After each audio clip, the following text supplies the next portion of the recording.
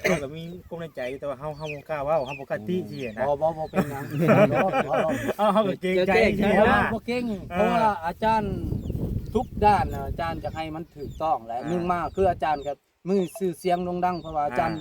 รักผู้ใหญ่คือคอยกับเป็นผู้หนึงเขาใช้ลูกศิษย์ลูกหามา เพราะว่านั่นแต่ว่าคอยสามารถเว้าได้เพราะว่าคอยเป็นอาจารย์ผู้รักผู้ใหญ่ชื่อเสียงโด่งดังเพราะว่าคอยสิไปให้เฮ็ดเสียหายบ่แม่นได้ต่อได้สิ่งที่บ่คักแล้วเว้ามาโลด เฮาก็คุยกันมันจะได้เข้าใจกันเนาะ แม่น อันที่บ่ได้บ่เข้าใจกัน เพราะ เนาะ ว่าเฮาสิเห็นกันทีนึงทีเดียวมันไม่ได้ยกตัวอย่างคืออาจารย์ขับรถไปรถเพ่ประชบเห็นจุเจ้าอ้าวซอยว่าจุเจ้าคือกันแล้วเธอเห็นอาจารย์นั่นน่ะมันสิ่งที่ดีคนเฮาสร้างคุณงามความดีไว้ คนต่างคนกันได้เนาะ บุญเขาก็อยากได้บุญคืออาจารย์เว้าอะไรสร้างบุญสร้างเบิ่งอาจารย์เที่ยวมานี่ก็จนบ่ได้เมื่อมาเฮ็ด เสานี่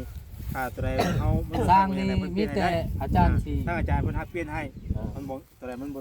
คักเปลี่ยนได้มันบ่คักเปลี่ยนให้ และบัดนี้ สร้างนี่มีแต่อาจารย์สิถ่ายและอาจารย์สิถามเขาผู้เฮ็ดเนาะอาจารย์สิถ่ายให้ทางทีมงานเฮานี่เว้าว่าจะจ้างซ้ำนั่นและเฮาจะแจ้งเขานะเพราะว่าด้วยความเวลาเขาก็เชื่อใจอาจารย์เชื่อใจถึงว่าเอ้าเพิ่นเว้าซ้ำนี้ได้สุเจ้าสิเฮ็ดบ่นะแต่ว่าเขาโอเคเฮาก็สิบอกโดยฮะ แต่ว่าเฮาก็คุย กับเจ้าก่อน เฮาอยากถามอาจารย์ก่อนน่ะนะเพราะว่าเฮาก็ได้คุยกัน โอ้เฮาก็ถามแล้วเพราะว่าอาจารย์บ่ได้เฮ็ดนี่อาศัยเขา แต่ว่าเรื่องค่าสร้างนี่เฮาคุยกันกับเพิ่นไว้แล้วกับอ้ายผู้นี้ก็คุยกันไว้แล้วเฮาในราคา4ล้าน4ล้านอาจารย์ สิลังก็เอาตัวนี้แหละเอาตัวนี้โลด แต่ว่าเขาอยากถามตรงนี้ก่อนนะว่าถ้าว่าทั้งอาจารย์สิเฮ็ดก็ให้ทั้งอาจารย์เฮ็ดสินะแต่ว่าคือทั้งบ่เฮ็ดก็เฮาจะให้ได้บ่ว่านะ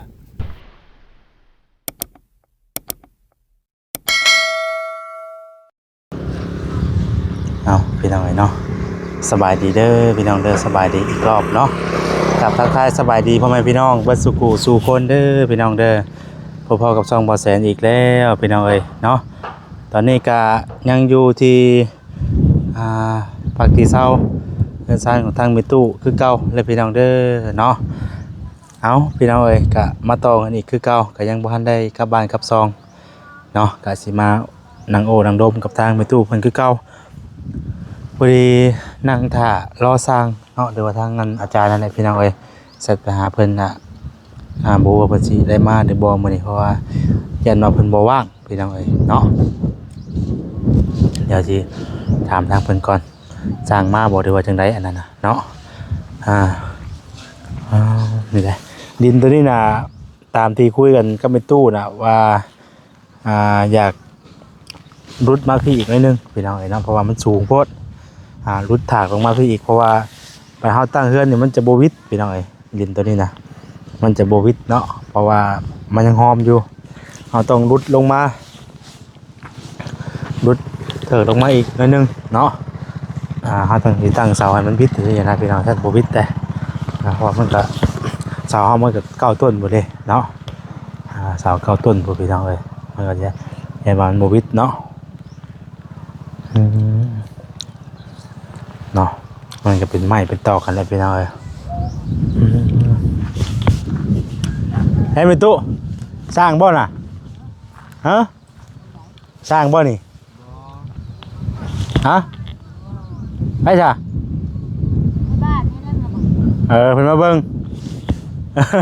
มาเบิ่งเฮือนหม่องเฮือนนี่บ่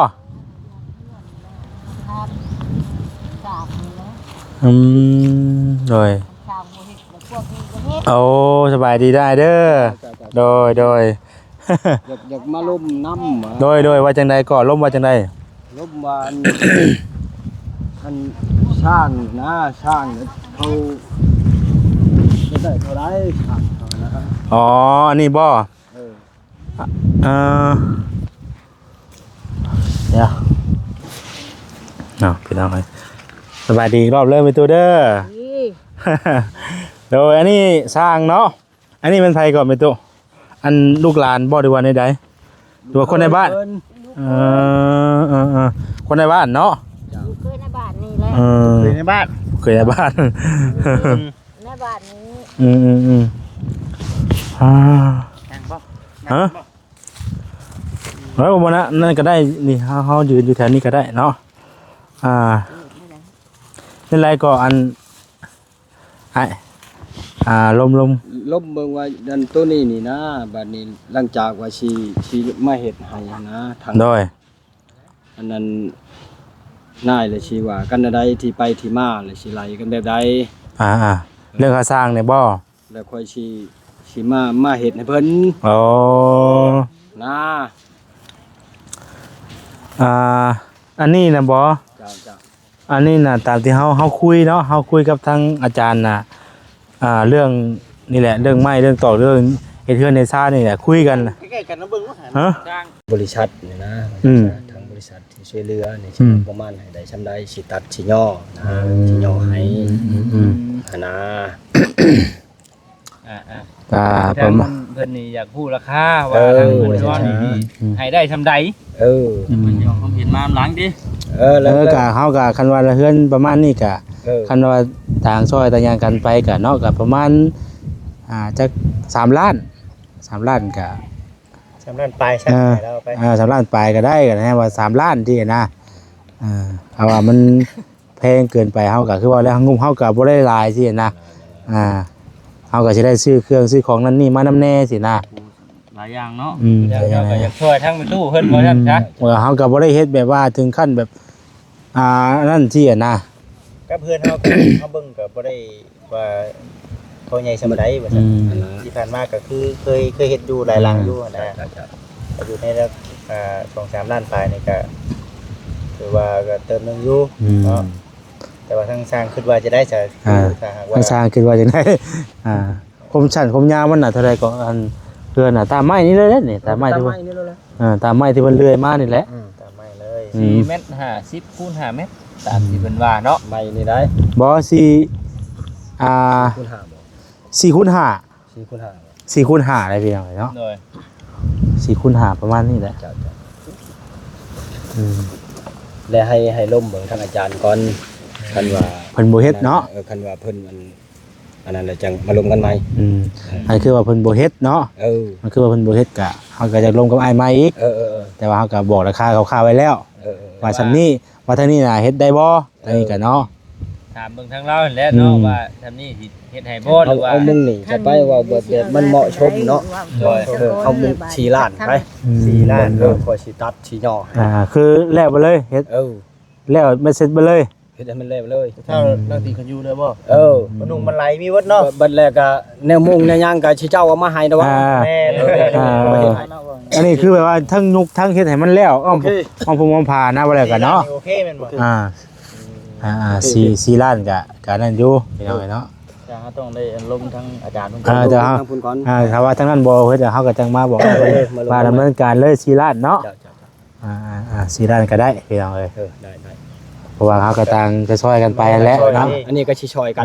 ให้มันทันกันซะ แห้งก็ได้ แต่ว่าในใจเฮาเนี่ยก็อยากดันดินไปทางไหนนิดนึงไงเพราะว่ามันอยากสูงโพดเด้แหละ ใครแม่นเฮาซ้ำนี่นะสมมุติว่าเฮาสิเอาไปมันบ่วิดเด้มันบ่วิดใหม่ แต่ว่าช่างเพิ่น เสามันเก่าเสาพุ่นไหน ช่างว่ามันชีวิตบ่เสาก็เสา ตำดินนี้ บ่วิดเด้ไปแทกเบิ่งไปเอาไม้นี่ไปวางมันเลยฮู้จักโดดนี่น่ะ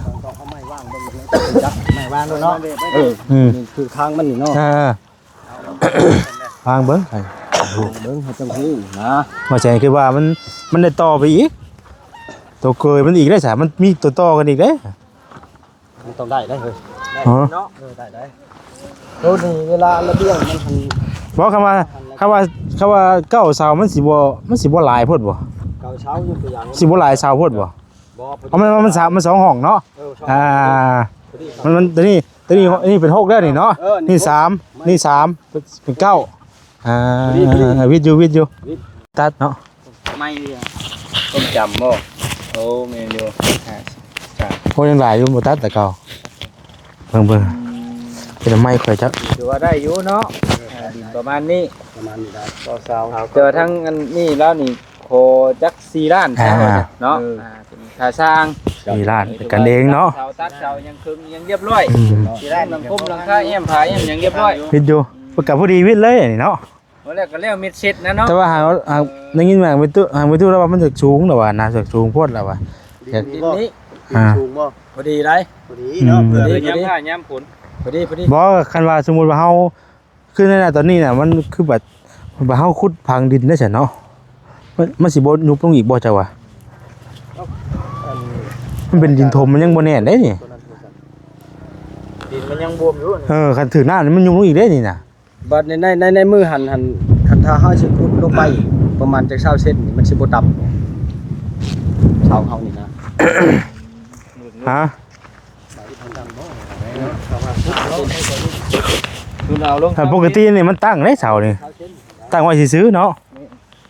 คันว่าเฮาลงสิ20เซนนี่มันสิบ่ต่ำดอกว่า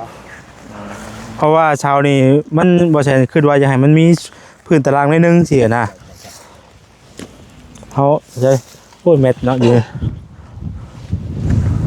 เอาไม้มาแทกบนเนาะ เม็ดได้เผ็ด เปิดเลยเอาไม้ก่อนเด้อ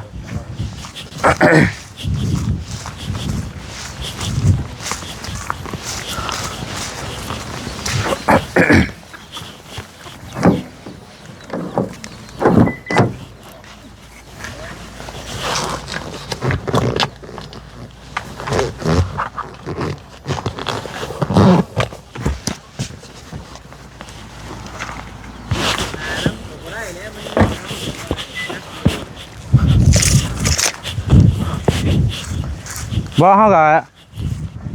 ก็ขุดลงบ่หลายเฮาก็ ประมาณจัก20เซนนี่นะ ได้ยินอาจารย์ว่าน่ะมีแต่ว่าตั้งไว้ได้แล้วว่า ตั้งไว้แล้วเพื่อมันบ่อยากมาตรฐาน ลมพัดมาเอง แถมมายังดินบ่เพียงดินบ่แน่นอีกบาดนี้ ได้ยกพูดลงแน่ก็ได้เพราะว่ามันก็ ให้แม่นหา 3เมตร50 ให้แม่น50บ่ให้แม่น50นี่ความสุว่าเฮาเอา ดังบ่ต่อดังบ่ ต่อเอาดูแต่มันเนาะตามตัวดังเนาะ ต่อดังเนาะ ความสูงมันเอาประมาณจักเมตรวะ จักเส้นเมตร50 แม่น50นี่เนาะแม่น50 เมตร50เฮาต้องลงมัน20เซนนี่เนาะยังเหลือหรือเมตร30ได้บ่ ใช้แม่น50ต้องแทงอยู่อ่ะต้องแทงแม่น30อยู่ ได้อยู่เมตร30นั่นนี่เมตร30นี่ลงมา20เซน เนาะ ก็เป็นตาอยู่ได้ ได้อยู่เนาะ บ่สูงปานใดก็ได้นะเด้อเกินเนาะ สูงลายเป็นแต่ตกใจ ผู้เฒ่าที่ผู้เฒ่าเพิ่นสูงแล้วก็บ่ได้เนาะ ตารางมันก็สิซ้ำนั่นอยู่มุงได้ก็กินบ่ เด้นี่เฮาก็สิได้บากหันแต่ว่าถ้าว่าทางเทิงมันยังสูงอยู่บ่ก็ปกติก็ยังสูงเติบเด้อเทิงมัน เพิ่งนี่2เมตร 2เมตรบ่ ได้อยู่ 2เมตรได้ได้ได้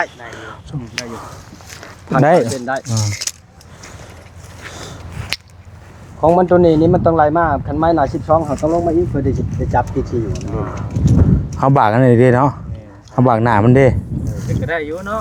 ได้ อันนี้น่ะมันขั้นตอนเฮาสิเอาขึ้นก็ต้องเอาผ้าซ้อหยังออกก่อนนี่มันจังบ่เป็นไม่งอดอยู่นะเอาเนาะเนี่ยซ้อก่อนเนาะตัวนี้ก็เลยปอกเลยนี่ ปอกเลย หาเด้อเอาเสาแต่มันซื้อได้ก่อนนี่ ตัวนี้มันบ่เป็นตาเลย ตัวนี้บ่ได้ตัวนี้ บ่ได้กันนี่ชาวในตู้เรามีอยู่ ครับตัวนี้นี่ ตัวนี้ก็คิดบ่ได้ บ่ให้มันบ่ได้ก็ให้เพิ่นหามันใหม่เนาะ คัดเอาเนาะ บ่ได้ ตัวนี้ก็ให้เพิ่นคืนตัวนี้ตัวมัน โกนนี่บ่เสาเงิน ได้บ่ตัวนี้ ตัวนี้ ไม่โกนเนาะ สิได้นะ มันโกน ต้องให้เพิ่นหามาใหม่เพิ่นผู้หามงานมานะเสามันบ่ได้ ตัวนี้ได้อยู่ตัวนี้ไม่รอด ตัวนี้ก็บ่ได้นี่เสาได้ได้ที่ว่าบ่ได้บ่ได้ ตามเขา2 3ต้นเนาะ ต้น บ่นี่เฮาก็บากมันบ่ได้ฮอดพุ่นน่ะวะ มันโกนแล้ว เฮาบ่ได้ฮอดพุ่นน่ะวะ แบบว่าย่ำเขาตกตะปูนะบ่เด้อ บัดเว้าง่ายๆครับไปแต่ตาเฮาเห็นนี่เนาะหลังจากว่าเฮาบากไปประมาณ5เซนนี่มันเข้ากันแล้วนี่มันบ่มีหยังเลยนี่เบิดแล้ว ใจมีหยังได้สิ เจ้ายังมาจับ ตะปูมันบ่อยู่บัดนี้ ตกปูบ่อยู่เนาะเบิด แต่บ่ได้3เสาเนาะ 1 2 3ตัวนั้นตัวนี้ได้อยู่ตัวนี้พวกนี้ได้อยู่ตัวนี้ได้พวกนี้ คือแต่ทางนั้น บริษัทนี่ไปหล่มกับเพิ่นให้เพิ่นเปลี่ยนเช้ามาให้เพิ่นหาเช้ามาให้แล้วจังคันสิเจ้ามารอบช่องแล้วจังมาลงกันใหม่ ตัวนี้ก็ให้เพิ่นเอาเมื่อคืนตัวนี้เพราะว่าเฮา มันบ่ได้แค่แม่นนะช่วงนี้ เพราะเฮามันก็ตัว มีแต่ว่า มันบ่ได้แบบว่า ติดต่อกันยากอะนะเนาะเจ้ามีโทรศัพท์อยู่บ่เอาเบอร์โทรติดต่อไว้ซะ 030 เด้เปิดเ เอาเลยเพิ่นก็ได้ เอาก็ได้ ได้จังเอาเนาะ จ้ะ ฮะ เปลี่ยน3ต้นเนาะ เปลี่ยน3ตัว หัว เสาเอื้อนเอาไม้โกนมันบ่ซื้อโยมมันก็บ่ได้แล้วบ่ได้ บ่เฮาตอนที่ว่าเฮามาเบิ่งตอนมื้อนั้นน่ะมันก็ เป็นวันนี้มันได้ได้เบิด เอาเด้อค่าสร้างเนาะ เอาเรื่องการสร้างคือเรื่องเสานี่ตัวใดเฮา สร้างนี่มีแต่อาจารย์สิ ถ้าอาจารย์เพิ่นฮักเปลี่ยนให้มันบ่ตัวใดมันบ่ เปลี่ยนได้มันบ่ครับเปลี่ยนให้ และบัดนี้ สร้างนี่มีแต่อาจารย์สิถ่ายและอาจารย์สิถามเขาผู้เฮ็ดเนาะอาจารย์สิถ่ายให้ทางทีมงานเฮานี่เว้าว่าจะจ้างซ้ำนั้นและเฮาจะแจ้งเขานะเพราะว่าด้วยความเวลาเขาก็เชื่อใจอาจารย์เชื่อใจถึงว่าเอ้าเพิ่นเว้าซ้ำนี้ได้สุเจ้าสิเฮ็ดบ่นะแต่ว่าเขาโอเคเฮาก็สิบอกโดยฮะแล้วครับลง คือในเป้าของทางเฮาตั้งไว้นะในเรื่องสร้างนะ หรือว่าสร้างนี่เฮ็ดบ่มาพี่กันเฮ็ด ว่าแต่ว่าเฮาก็คุย เอามาคุยกับเจ้าก่อน เฮาอยากถามทางอาจารย์ก่อนน่ะนะเพราะว่าเฮาก็ได้คุยกัน โอ้เฮาก็ทานแล้วเพราะว่าอาจารย์บ่ได้เฮ็ดนี่อาจารย์อาศัยเขา แต่ว่าเรื่องค่าสร้างนี่เฮาคุยกันกับเพิ่นไว้แล้วกับอ้ายผู้นี้ก็คุยกันไว้แล้วเฮาในราคา4ล้าน4ล้านอาจารย์ ศิลางก็เอาตัวนี้แหละเอาตัวนี้โลด แต่ว่าเฮาอยากถามทางนี้ก่อนนะว่าถ้าว่าทางอาจารย์สิเฮ็ดก็ให้ทางอาจารย์เฮ็ดสินะแต่ว่าคือทางบ่เฮ็ดก็เฮาจะให้ได้บ่นะ บ่ เฮาก็อยากถามปรึกษากันก่อนน่ะนะ บ่เป็นหยัง ทางอาจารย์ว่าโอเคเรา โอเค เฮ็ดแล้วก็ โอเค ได้สินะ ได้บ่เป็นหยังเพราะว่าอาจารย์ก็อาศัยเขาเฮ็ด โอ้ อาจารย์ค่า1โรงเรียน2มามีงานหลายอาจารย์จะได้สู้ควันนี่งานมาเลยๆนี่นะ สมมุติว่าสร้างนี่เฮ็ดเนาะ เออ แล้วเครื่องไม้เครื่องต่อเฮาอะไรมันบ่คักบ่แน่ได้ซะ บ่เป็นหยังเพราะว่าอาจารย์เซา ถือว่าเอิ้นหาอาจารย์ได้ แม่ โอ้โดย มันบ่ได้เกี่ยวกัน เออ นี่นะมันบ่ได้เกี่ยว เพราะว่า อาจารย์รับผิดชอบอยู่แล้ว โอ้ อยากผู้อยากอาจารย์รับผิดชอบเลยเพราะว่าแต่ว่าลูกศิษย์อาจารย์เป็นผู้เฮ็ดแต่ว่าอาจารย์ก็สิแนะนำตัวได้บ่คักช่วยเอามาเปลี่ยนให้เพิ่นเด้อ เปลี่ยนกับเปลี่ยนเนาะ แม่น ลูกศิษย์อาจารย์ว่าไปเฮ็ดอยู่โรงเรียนเนาะ อันนี้ก็คือสิเว้า คุม อันนี้ก็คือสิเว้าวันต่อหน้าอาจารย์เลยแหละพี่น้องเฮาแบบว่าตอนที่ว่าเอามาชีวิตจริงๆอ่ะคือเฮาก็มีความในใจแต่ว่าเฮาบ่กล้าเว้าเฮาบ่กล้าติสินะ บ่เป็นหยัง เฮาก็เกรงใจสิ เพราะว่า นะ บ่เก่งเพราะว่าอาจารย์ทุกด้านน่ะอาจารย์จะให้มันถูกต้องและหนึ่งมาคืออาจารย์ก็มือชื่อเสียงโด่งดังเพราะว่าอาจารย์รักผู้ใหญ่คือคอยกับเป็นผู้หนึงเขา ใช้ลูกศิษย์ลูกหามา บ่แม่นว่านั่นแต่ว่าคอยสามารถเว้าได้เพราะว่าคอยก็เป็นอาจารย์ผู้รักผู้ใหญ่ชื่อเสียงโด่งดังบ่แม่นคอยสิไปให้เฮ็ดเสียหายบ่แม่นได้ต่อได้สิ่งที่บ่คักแล้วเว้ามาโลด เฮาก็คุยกันมันจะได้เข้าใจกันเนาะ แม่น อันที่บ่ว่าได้บ่เข้าใจกัน เพราะ เนาะ ว่าเฮาสิเห็นกันทีหนึงทีเดียวว่าแม่นได้ยกตัวอย่างคืออาจารย์ขับรถไปรถเพ่ประชบเห็นจุนเจ้าอ้าวซอยว่าจุนเจ้าคือกันเลยเธอเห็นอาจารย์นั่นน่ะมันสิ่งที่ดีคนเฮาสร้างคุณงามความดีไว้ คนต่างคนกันได้เนาะ บุญเขาก็อยากได้บุญคืออาจารย์เว้าแหละสร้างบุญสร้างเบิ่งอาจารย์เที่ยวมานี่ก็จนบ่ได้เมื่อมาเฮ็ดเรียนชาวบ้าน เมื่อดูกับเมียเลยบ่ กระตามนี่ก็หมดชาวบ้านมาเฮ็ด แล้วสมมุติว่าทั้ง เฮาสร้างคุณงาม ทีมงานอาจารย์เพิ่นบ่นั่นก็สิว่าให้ทางง่ายประเทศ แม่น บ่ ได้บ่เป็นเพราะว่าก็คือเก่าเลยอาจารย์ครับก็ให้เขาเฮ็ดคือเก่านะเพราะมันว่าอาจารย์เฮ็ดเอง โอ้ย คือทาง เนาะ แล้วครับก็ทางอาจารย์ก็มาเบิ่งน้ำคือเก่า แม่น เพิ่นว่าได้กันว่าอะไรแต่ว่าตัวนี้บ่ได้เด้อเฮาก็บอกผู้ที่ว่าเพิ่นนั่นก็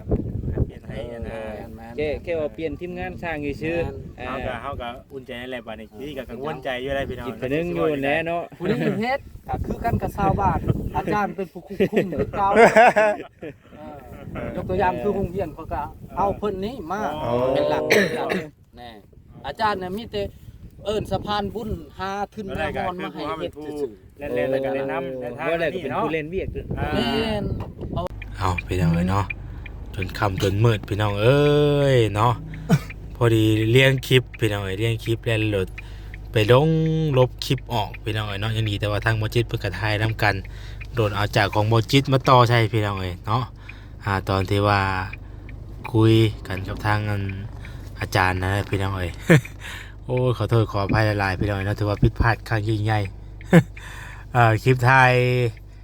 ไว้พวกหลายเนาะอธิบายเรื่องเรื่องชาติของทางเงินไม่ตู้เพิ่นนั่นแหละพี่น้องเอ้ยพอดีเรียนคลิปแล้วก็ไปลบออกมันก็เลยกู้คืนบ่ได้บัดนี้พี่น้องเอ้ย โอ้ยเนาะเอาครับพี่น้องเอ้ยเนาะจังได๋ก็ติดตามเบิ่งนํกันเด้อพี่น้องเด้อเนาะมื้อต่อไปผู้ใดทางบ่แซนจะขึ้นไปอีกเนาะแต่ว่าเรื่องคุ้มราคาค่าซุ้มค่าสร้างก็แม่นตกลงกันเรียบร้อยแล้วพี่น้องเอ้ยเนาะตกลงกันเรียบร้อยแล้วทางสร้างนี่คือเอาสร้างที่เฮาคุยกันกับเพิ่นน่ะในราคา4ล้านนั้นเนาะแต่กระทั่งอาจารย์เพิ่นน่ะทางลูกศิษย์อาจารย์น่ะเพิ่นบ่ได้มาเฮ็ดแล้วแต่เพิ่นให้ทางสร้างผู้ที่ว่ามาคุยกับบ่แสนน่ะเฮ็ดเลยเนาะแต่เฮาก็มีแต่เราท่าหามื้อพร้อมเพรียงมื้อใดก็แม่นยกมื้อนั้นเท่านั้นพี่น้องเอ้ยแต่ว่าก็ต้องได้ไปมื้อใดขึ้นไปก็สิซื้อเล็กตะปูไปให้เพิ่นก่อนเนาะอาจจะจังสิเริ่มดำเนินการพี่น้องเอ้ยจังติดตามบ่นำกันนะพี่น้องเด้อเนาะต่อเรื่องไม้เรื่องตอกหรือว่าเรื่องชมเรื่องเสานี่ทางอาจารย์เพิ่น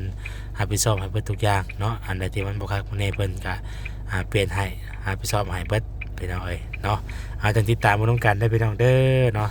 สำหรับคลิปนี้ลาไปก่อนแล้วผิดพลาดประการใดก็ขอโทษขออภัยหลายลาไปก่อนแล้วพี่น้องเอ้ยเนาะสบายดี